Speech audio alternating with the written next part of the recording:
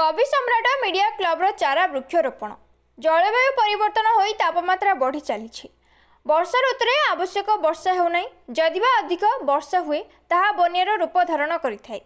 यह मानव सभ्यता पई सतर्क घंटी निश्चय। तेबे एही संकटरू उद्धार पाइबाकू हेले वृक्षरोपण ही गोटिए माध्यम। वृक्षरोपण करिबा ताहार जत्न नेबा आज समस्तक पई बाध्य होई पड़िछि। एही परिप्रेक्षी में भंजनगर स्थित कवि सम्राट मीडिया क्लब 200 चारा करथिले। आज सकाळ 8 घंटा समय एक सचेतनता रथ उत्तर घुमुसर वनखंड श्रीजुक्त हिमांशु शेखर महांती द्वारा उद्घाटित होई सहर परिक्रमा करथिला। 40 जन सांबादिक एही बाइक रैली रे सामिल होई प्लाकार्ड धरिबा सहित विभिन्न स्लोगान देथिले। सहर परिक्रमा करी राईपल्ली ब्रिज ठारे पहुंची सेठरे वृक्षरोपण कार्यक्रम अनुष्ठित होइथिला।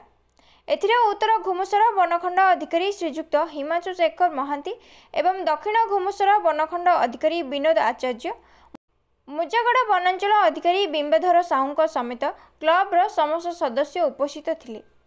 एहा परे राईपल्ली ग्रामवासी VSS एवं विद्यालयर छात्र छात्री मानक सहित ग्राम परिक्रमा करा जायथिला। परे विद्यालय ठारे एक साधारण सभा आयोजित होइथिला। एही सभारे उत्तर और दक्षिण वनखंड अधिकारी सहित वनांचल अधिकारी, विद्यालयर प्रधान शिक्षयित्री, विद्यालय कमिटी सभानेत्री जोग देइथिले। क्लब्र सभापति प्रदीप कुमार स्वाई सभापतित्व करिथिबा समय संपादक चिन्मय कुमार बेबर्ता कार्यक्रम परिचालना करथिले। अतिथि मानक सह वृक्षप्रेमी भावे श्रीमती कनकलता नायक को क्लब तरफ संबर्धित करा जायथिला। ठीक सेहीपरि उत्तर घुमुसर वनखंड तरफ समस्त सांबादिक प्रशंसा पत्र प्रदान करा जायथिला। क्लब्र समस्त सदस्य वृक्षरोपण और सचेतनता कार्यक्रम में सहयोग करथिले। शेषर उपसभापति श्रीजुक्त पुरुषोत्तम महापात्र धन्यवाद प्रदान करथिले। भंजनगर पुरुषोत्तम महापात्र रिपोर्ट, जिला खबर। मु प्रदीप कुमार स्वाई, भंजनगर कवि सम्राट मीडिया क्लब सभापति। कवि सम्राट मीडिया क्लब एक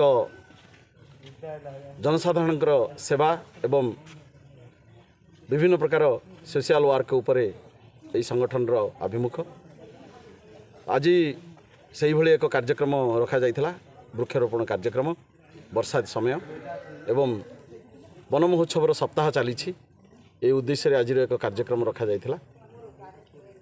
अनुष्ठान संघर प्राय 40 जन सदस्यंकर समस्तंकर अकुंठचित आनंद एवं आंतरिकता जो ये कार्यक्रम आज हो पारि। सांबादिक माने केवल खबर संग्रह करेंगे, खबर लिखिबे ताहा नुह, समाज अनेक मंगल कार्य करिवारे सेमानकर दायित्व रही जहाँकि स्वेच्छासेवी भाव आज से गछ लगे समाज को उदाहरण देइछन्ति। सकाळु आज समस्त एकत्रित होई सारा भंजनगर एक शोभायात्रा करथिले एवं विभिन्न प्रकार मध्य नाराबाजी सहित वृक्षरोपण उपरे विभिन्न प्रकार लोकन को आह्वान देइथिले। पर पर आमे पहुँचीलु राईपल्ली ग्राम निकटरे एवं से ग्राम रे प्राय 200 गछ आज समस्ते निज निज नाम 4टी लेखे गछ लगाइथिले एवं सेई गछरे मध्य सेमानकर नाम लिखा जाइछि। से गछर दायित्व सेमाने नेबे एवं गछ किपरि बड़ हबो वन विभाग सहयोग मध्य सेमाने कामना करिसेंति। ए प्रकार भाबे आमे एक जनसचेतन ए वृक्षरोपण उपरे गछ किपरि लगा जिबा आवश्यक ता उपरे लेके आमे एक सभार आयोजन करा जायतिला।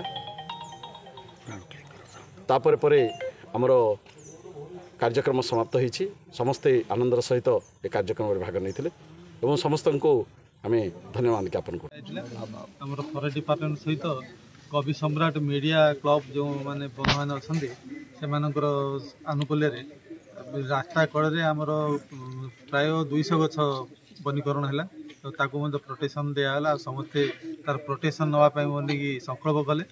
आई जो प्रयासटा अति सुंदर जेहेतु आमर मीडिया भाई मैंने समस्त आसिक उपस्थित रही कार्यक्रम सफल कर मुझे बहुत धन्यवाद। गोटे राईपाली पाखे हाईस्कल प्रांगण रे गोटे आमर जन सचेतनता और वृक्षरोपण उपर गोटे कर्मशाला होता से समस्त उपस्थित थे, छात्र छात्री मैंने उपस्थित थे। उपस्थित आमर किमिति वृक्ष रहिले आमर जीव जगत किमी रमर सबुजीमा किमी बढ़ प्राधान्य दिखाई। समस्त को भी गोटे गछ माँ ना लगे बोलिकी अनुरोध कराइला जन्मदिन जड़े जड़े बारीपटे जो खाली स्थान अच्छी से जगह गोटे गोटे गछ लगे समस्त को अनुरोध